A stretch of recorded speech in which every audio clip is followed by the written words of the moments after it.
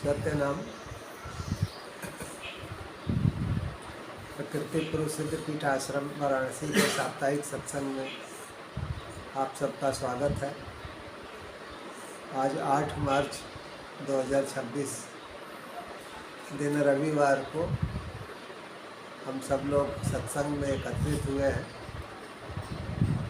और आज आध्यात्मिक प्रश्नोत्तरी का दिन है। सत्संगियों के सवालों के जवाब दिए जाएंगे। कार्यक्रम को मनीष वर्मा प्रस्तुत करेंगे और वो कार्यक्रम शुरू करें।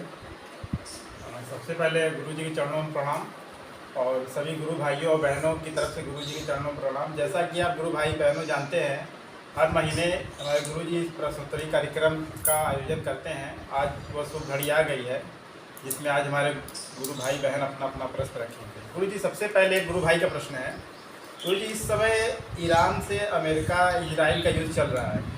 आपने 1 साल पहले ही कहा था कि आने वाला समय अच्छा नहीं है, विश्व को युद्ध और प्राकृतिक आपदाओं का सामना करना पड़ेगा।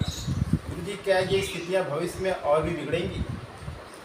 भविष्य में स्थितियाँ और ख़राब हैं और 2032 तक दुनिया को आर्थिक मंदी है, प्राकृतिक आपदाएं हैं, अधिक सर्दी, अधिक गर्मी, अधिक बरसात और एक नई दिक्कत जिससे निपटना होगा वो होगी जलवायु परिवर्तन। जहाँ सर्दी है वहाँ गर्मी शुरू हो जाएगी, जहाँ गर्मी है वहाँ सर्दी शुरू, जहाँ बरसात नहीं वहाँ बाढ़ आने लगेगी। तो भविष्य में जलवायु परिवर्तन एक बड़ी समस्या बनेगी और 2032 तक सारा दुनिया का माहौल युद्ध का, लड़ाई झगड़े का, आर्थिक मंदी का, इस बीच में भूकंप है, प्राकृतिक आपदाएं हैं, नए नए रोग हैं। तो आने वाले समय में परिस्थितियां विकट है। इसीलिए तन से, मन से और धन से, तीनों से ही स्वस्थ होना जरूरी है। और साल भर पहले भी सत्संग में सत्संगियों को यही सलाह दी गई थी कि वो शरीर से स्वस्थ रहें और ऐसी चीज़ें खाएं, पैकेट वाली चीज़ें बंद करें, मांस बंद करें, दारू शराब ये सब बंद करें, जुआ खेलना बंद करें, रोटी दाल सब्जी फल ये सब शाकाहारी भोजन करें और शरीर को स्वस्थ रखें और मन को स्वस्थ रखने के लिए किसी न किसी संत महापुरुष की शरण में जाएं और संत महापुरुषों की संगति करें मन के स्वास्थ्य के लिए। और धन के लिए मेहनत ईमानदारी से परिश्रम करें और जो आप कमाते हैं उसी में थोड़ा बचाने की कोशिश करें। आप फजूल खर्ची छोड़ें, बाहर का खाना छोड़ें, अपने नशे की आदतें छोड़ें, जुआ है, शराब है और फजूल के खर्चों को रोक करके कुछ चीज़ें आप भविष्य के लिए बचाएं, तो ये ज़्यादा अच्छा मार्ग है। गुरु जी, दूसरा प्रश्न एक गुरु बहन का है। उनका कहना है, गुरु जी, वर्तमान विषम परिस्थितियों में हमें क्या करना चाहिए? हमें जीवन में आगे बढ़ना है। जीवन एक प्रवाह है, नदी की तरह बह रहा है, तो हम आगे बढ़ भी रहे हैं और आगे बढ़ते हुए हमें एक चीज़ का ध्यान रखना है कि हम किसी को कष्ट न दें, हम दुनिया में अच्छे काम करें। आप देखेंगे कि जो लोग बहुत सीरियस कंडीशन में आईसीयू में भर्ती होते हैं तो उन्हें मालूम है कि हम मर जाएंगे, नाक में नली लगी है, मुंह में यहाँ वहाँ नलियाँ लगी हैं और वो जानते हैं कि अब हम 2-4 दिन जो भी बचे हुए हैं, तो आँखों से आंसू निकलते हैं उनके और वो इस बात के लिए रोते हैं क्योंकि पूरी ज़िंदगी उन्हें अपनी दिखाई देने लगती है। पूरा जीवन में हमने क्या किया ये उन्हें नज़र आने लगता है। तो जब वो देखते हैं कि हमने जीवन में कुछ भी अच्छा काम नहीं किया, किसी महापुरुष के पास भी नहीं गए, किसी संत के पास भी नहीं गए, कोई भजन भी नहीं किया हमने, और जीवन में हमने दूसरों को परेशान किया, दूसरों का लूटा, दूसरों का हमने बेइज्जती किया, इंसान को इंसान नहीं समझा, तो वो जानते हैं कि अब हमारे पास सुधरने का कोई समय नहीं है, अच्छा काम करने का कोई समय नहीं है। जो करना चाहिए था वो हमने नहीं किया, और जो नहीं करना चाहिए था वो किया। तो सत्संगियों को सबसे ज़रूरी ध्यान इसी बात का रखना है कि हमें अच्छे कर्म करने हैं, अच्छे कर्म करने हैं, और हमें जो नहीं करना चाहिए वो नहीं करना है, और जो करना चाहिए वो ज़रूर करना चाहिए। और हम अपने परिवार की सेवा करें, और परिवार से कुछ बचाकर समाज की सेवा करें, किसी संत महापुरुष से जुड़े वहाँ सेवा करें, तो जीवन को हम सार्थक बनाएं। आने वाले समय में जैसे पेड़ से पत्ते गिरते हैं, ऐसे ही लोग दुनिया में झरेंगे, दुनिया से जाएंगे। तो क्या ले जाएंगे? आप कुछ ले जाएंगे? बिल्कुल नहीं ले जा पाएंगे। इसलिए पैसे वालों को भी चाहिए कि वो गरीबों की मदद करें, समाज में अच्छे काम करें, ताकि शरीर छोड़ते समय उन्हें शांति मिले, एक आत्मसंतुष्टि हो, शरीर छोड़ते समय बेचैनी ना हो, घबराहट ना हो।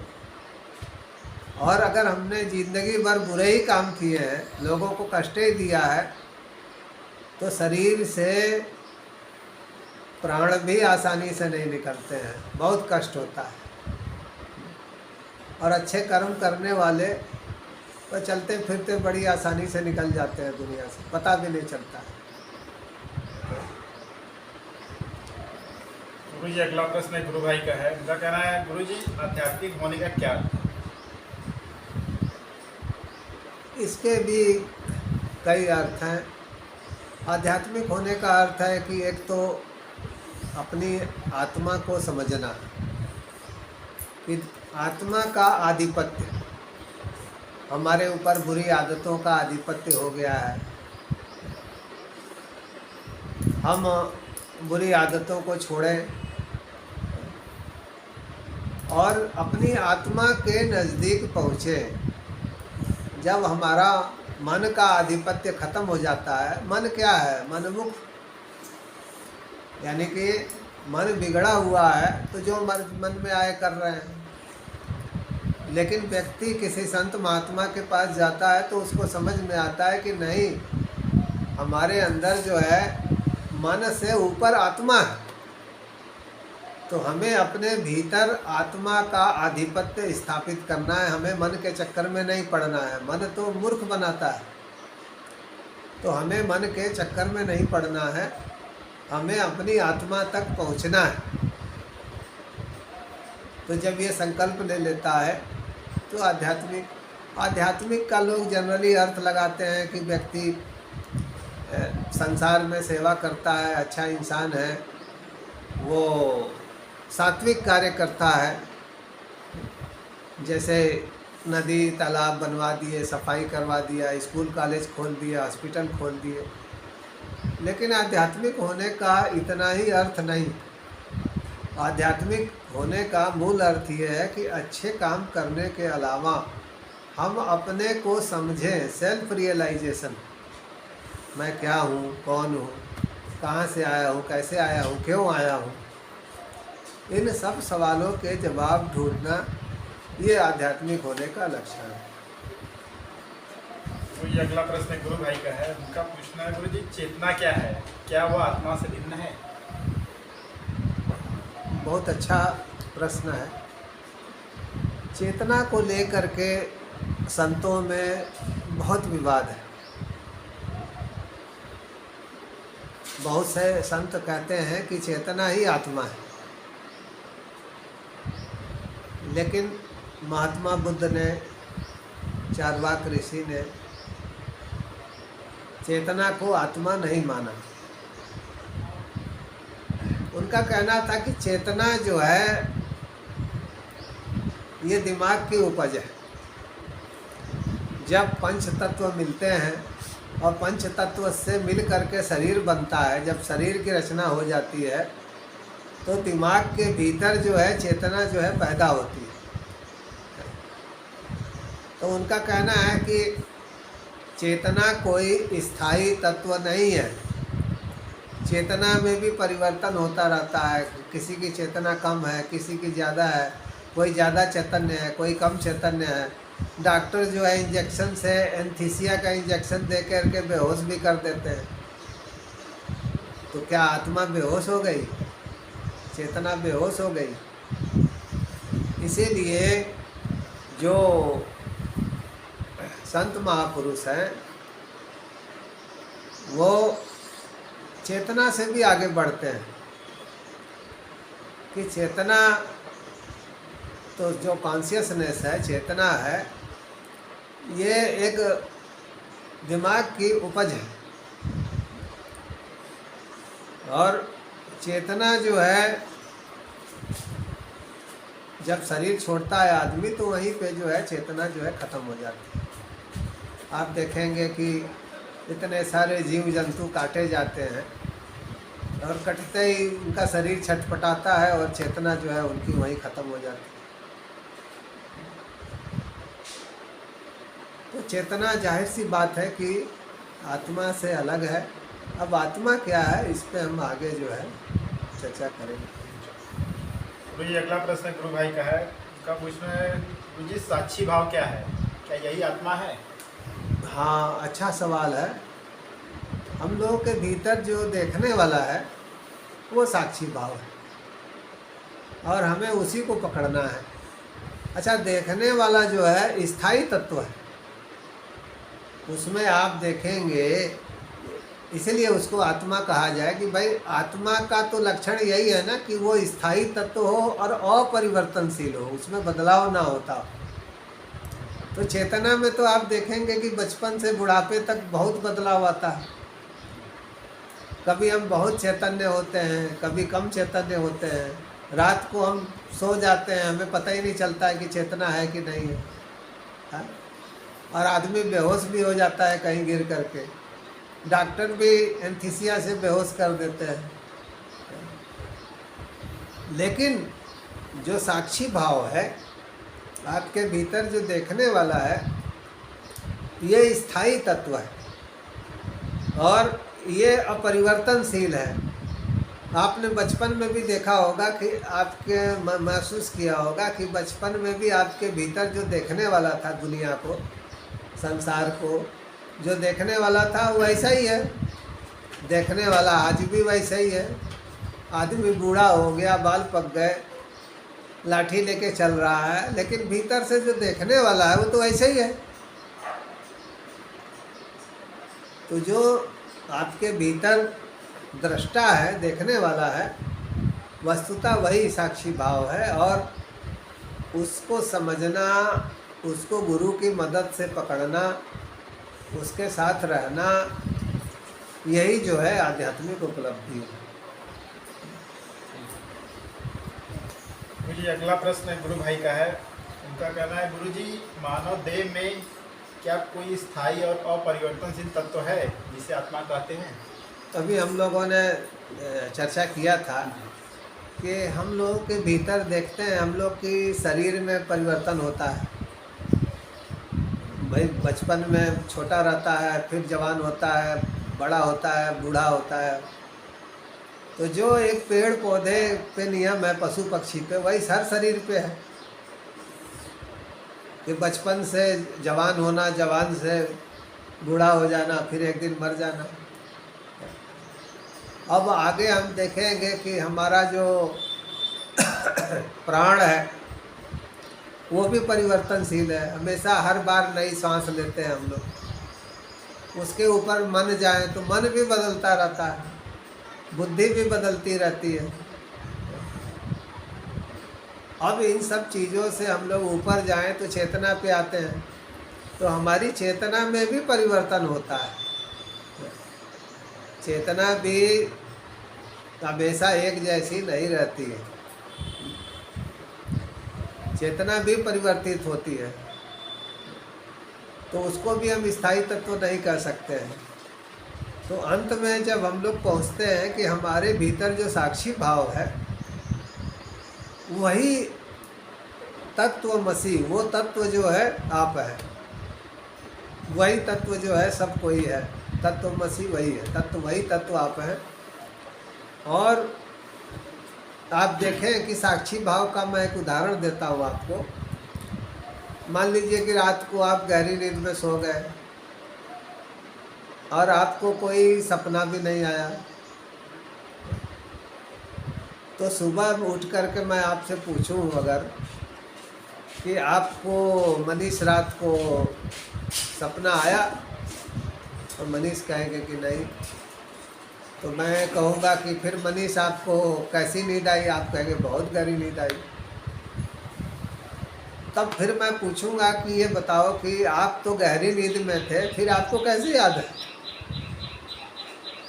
आपको याद कैसे है? तो गहरी नींद में भी कौन है जो जाग रहा था? साक्षी भाव। आपका जो साक्षी भाव है वो गहरी नींद में भी जाग रहा था। और आत्मा नाम की कोई चीज़ है तो वही है, उसके अलावा कुछ भी अस्थाई नहीं है, कुछ भी अपरिवर्तनशील नहीं है, सब में परिवर्तन होता है। गुरुजी अगला प्रश्न गुरु बहन का है। उनका पूछना है कि गुरुजी सही गुरु की पहचान कैसे करें, और वर्तमान समय में लोग शिव को गुरु मान रहे हैं, क्या ये सही है? देखो, सही गुरु के लिए व्यक्ति को जगह जगह जाना पड़ता है, और जहाँ से लगे आपको कि आपको A to Z सारा ज्ञान मिल गया, समझिए कि वही सही गुरु है। अब गुरु होने के लिए तो जो नर्सरी क्लास को पढ़ा रहे हैं वो भी गुरु है, जो 5वीं तक को पढ़ा रहे हैं वो भी गुरु हैं, जो 10वीं तक को BA MA कर रहे हैं वो भी गुरु हैं, जो PhD करा रहे हैं वो भी गुरु हैं। तो आप जो है A to Z मतलब अंत तक जाने की कोशिश कीजिए, तभी आप सत्य तक पहुंच पाएंगे। और आपने एक अगला सवाल उसमें पूछा था, आजकल गुरु बहनें अधिकतर शिव को गुरु बना रही हैं, क्या ये उचित? देखिए, प्रारंभिक अवस्था में आप किसी भी देवी देवता को गुरु बना लेते हैं तो वो शुरू की अवस्था में तो चलता है, लेकिन उससे आपको A to Z पूरी जानकारी आपको नहीं मिलेगी। संपूर्ण सत्य, जो संपूर्ण सत्य है आध्यात्मिक, उसके लिए आपको किसी न किसी संत के पास जाना होगा। और मानस पढ़े लोग ना, मानस में तो लिखा है कि गुरु शंकर रूपिणम, गुरु ही चलते फिरते शिव, चलते फिरते शिव के, साक्षात शिव के रूप स्वरूप जो है गुरु है। तो उनके बिना तो कोई ईश्वर तक अनुभव नहीं कर सकता है कि सत्य क्या है, ईश्वर क्या है, आत्मा क्या है। तो उसमें तो साफ लिखा हुआ है मानस में कि वंदे बोधमयम नित्यम गुरुम शंकर रूपिणम। तो याभ्याम न पश्यन्ति स्तमीश्वरम, तो गुरु ही शंकर रूप है, वो हमेशा है संसार में।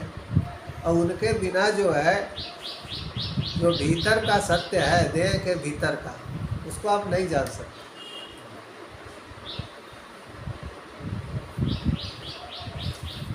गुरुजी अगला प्रश्न गुरु भाई का है। गुरुजी संत उन्मनी रहनी पर जोर देते हैं, वह उन्मनी रहनी क्या है? अच्छा सवाल है। देखो, एक्चुअल में ये उन्मुख शब्द से निकला है, उन्मनी रहनी। कहे कबीर यह उन्मन रहनी, सोई प्रगट कर गाई। तो कबीर साहब कहते हैं कि उन्मनी रहनी का मतलब कि परमात्मा के मन के अनुसार, उनके मन के अनुसार, उन्मनी, उन यानी परमात्मा, और उनके मन के अनुसार जीवन जीना। यानी जो हो रहा होने दो, अपना कर्म करो। जैसे नदी है, बह रही है, बहती जा रही, बहती जा रही, बहती, उसका काम बहना है। रास्ते में बाधाएं भी आएंगी, पत्थर आएंगे, रुकावटें आएंगी, है? सड़े गले मांस भी मिलेंगे भाई, जानवरों के, आदमियों के। लेकिन नदी का काम क्या है? बहते जाना, बहते जाना। समुद्र उसका लक्ष्य क्या है, टारगेट क्या है? समुद्र में के साथ लय होना। तो ऐसे ही मनुष्य का भी लक्ष्य होना चाहिए आत्म अनुभूति, सेल्फ रियलाइजेशन। और इसके लिए हमें जो है आगे बढ़ते जाना है, बढ़ते जाना है, बढ़ते जाना है। आगे जो है चलते जाना चाहिए, कहीं रुकना नहीं है, रुकना नहीं है। और उन्मनी रहने का एक अर्थ और भी है कि कंप्लीट सरेंडर। परमात्मा के आगे जो है सरेंडर कर देना। जैसे देखो साईं बाबा थे या बाबा किनाराम थे, बड़े बड़े संत जो है, कबीर साहब, गुरु नानक साहब, सबने एक ही चीज़ पे जोर दिया कि पूर्ण समर्पण। गीता में भी एक शब्द है कि प्रणिपातेन। गीता में भी एक शब्द है कि प्रणिपातेन सेवया, मतलब भगवान के आगे समर्पण, अपने को समर्पित कर देना कि मैं आपका एक सेवक हूँ,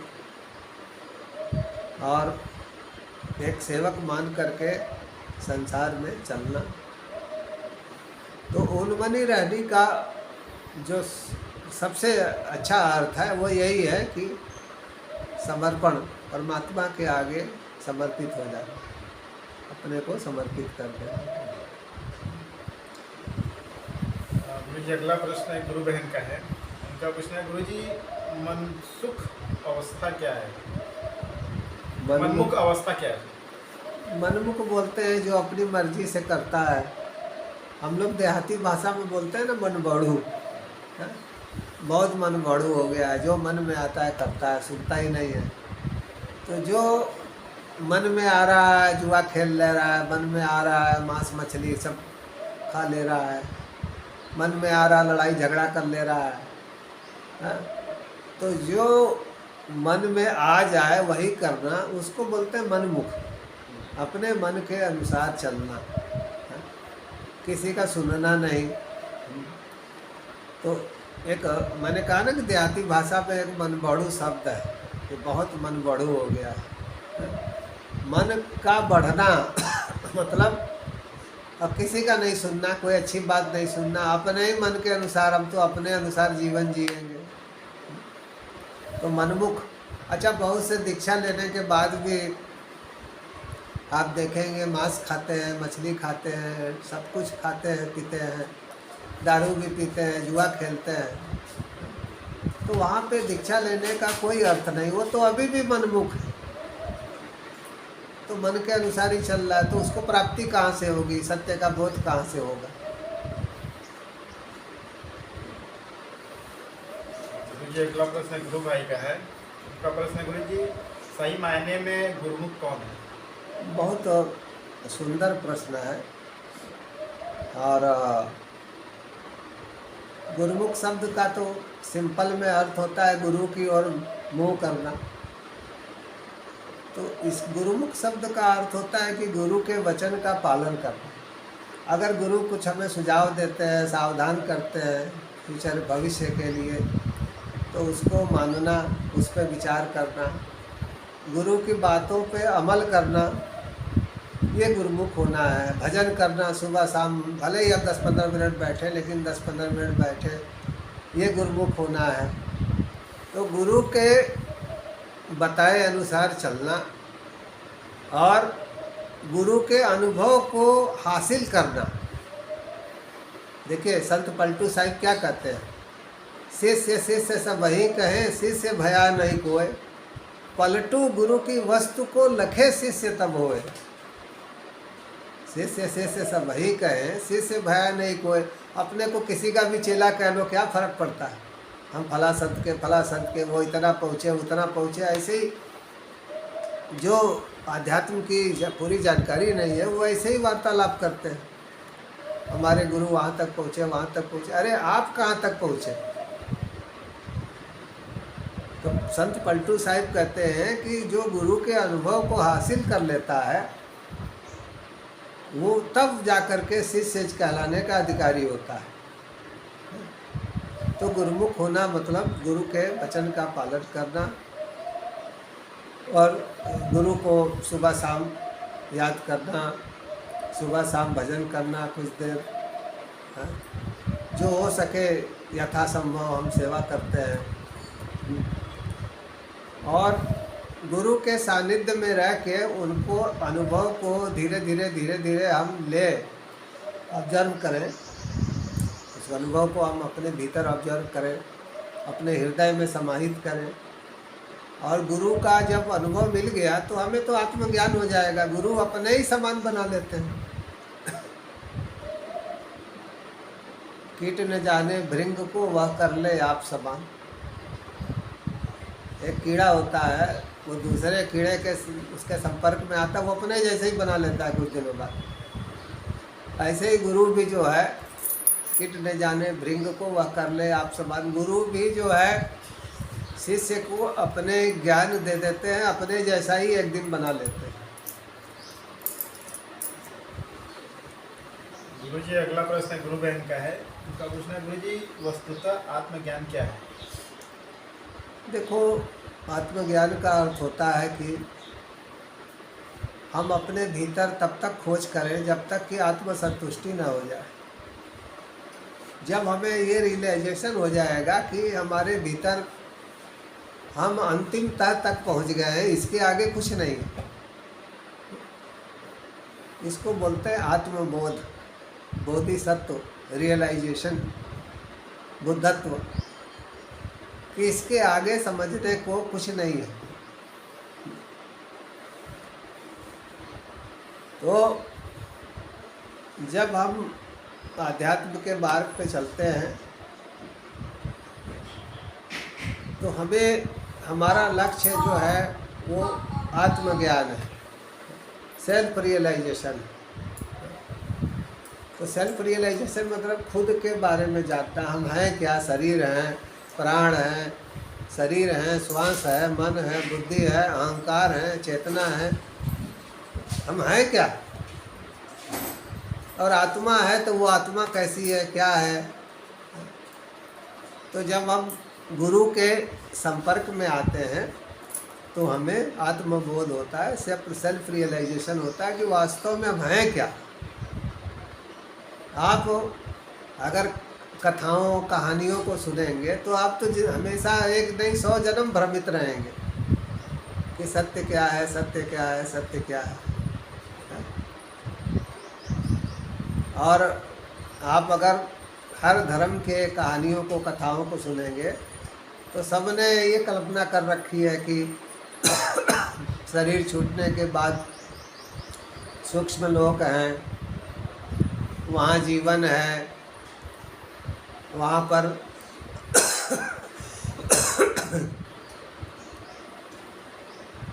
कोई कल्पना करता है कि वहाँ पे जाकर हम देवी देवताओं की सेवा करेंगे, कोई कल्पना करता है कि वहाँ जन्नत की परियां मिलेंगी, दारू शराब मिलेंगे।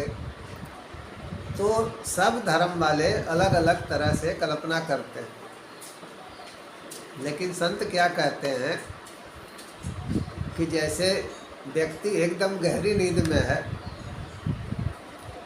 तो गहरी नींद में क्या है, आत्मा साक्षी भाव में रहती है। उस समय न परिवार है, न सूरज है, न चाँद है, न धरती है, न आकाश है, न कोई संसार है, कुछ नहीं।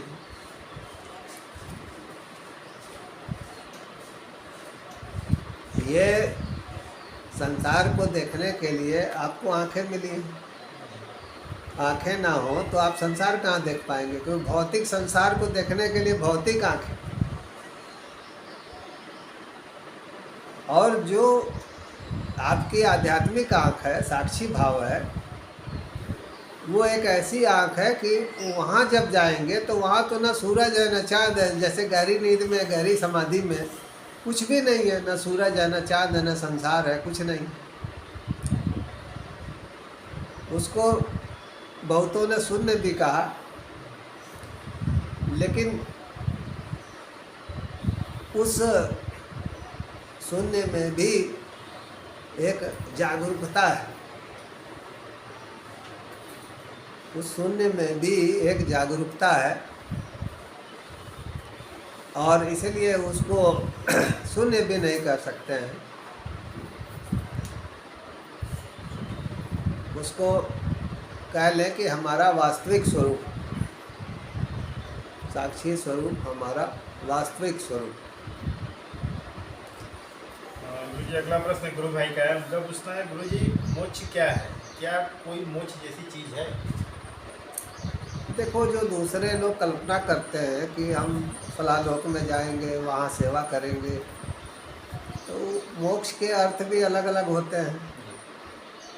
कुछ ये मानते हैं कि हम दोबारा संसार में नहीं आएंगे, वही मोक्ष है। वस्तुतः मुक्ति का अर्थ है, और मुक्ति का अनुभव भी जीते जी होना चाहिए, क्योंकि गुरु महाराज कबीर साहब कहते हैं ना, अजहू विलास हो तबहू मिलेगा, नहीं तो यमपुरवासा। कहते हैं कि अजहू विलास हो तबहू मिलेगा, नहीं तो यमपुरवासा। जो जीते जी अनुभव है वही आपको आगे भी मिलेगा, नहीं तो फिर इसी संसार में जन्म मरण चलेगा। और देखो, मोक्ष क्या है कि अपने को जान लेना कि आपका रियल स्वरूप क्या है, आपका वास्तविक स्वरूप क्या है। उसके बाद आपको अपने संस्कार देखने होंगे कि आपके संस्कार क्या क्या हैं, इच्छाएं क्या क्या हैं। और गुरु के सानिध्य में रहने से आपके संस्कार जल्दी ख़त्म हो जाते हैं, इच्छाएं भी मोटी मोटी पूरा हो जाती हैं, और जो फालतू की इच्छाएं ख़त्म हो जाती हैं। तो जिसकी इच्छाएं नहीं हैं, कोई संस्कार भी शेष नहीं बचा है, तो फिर आने का तो कोई कारण नहीं। और ये यहाँ ये भी समझना है कि पुनर्जन्म, तो पुनर्जन्म फिर होता किसका है?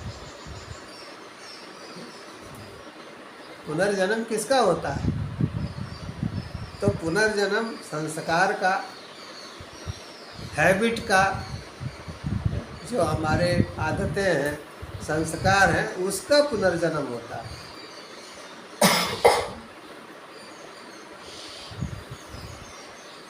इसीलिए जो संत महात्मा हैं वो धीरे धीरे अपनी आदतों को, संस्कार को, इच्छाओं को, हर चीज़ को मिटाते चले जाते हैं, हर चीज़ को ख़त्म करते चले जाते हैं, कि दोबारा आने का कोई कारण न रह जाए, शेष न रह जाए। आज इतना ही। नाभि पुरुष दयाल की दया, नाभि पुरुष सदा सहाय। आप सब पे इस मालिक की दया हो, आप सबके संस्कारों की पूर्ति में मदद करें।